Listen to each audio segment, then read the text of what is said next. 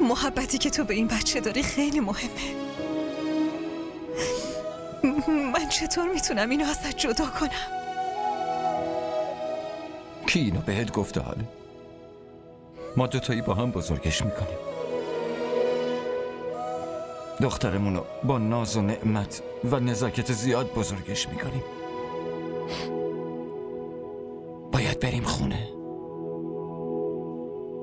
من میخوام بیام خونه. میخوام یه کنار تو زندگی کنم. عزیزم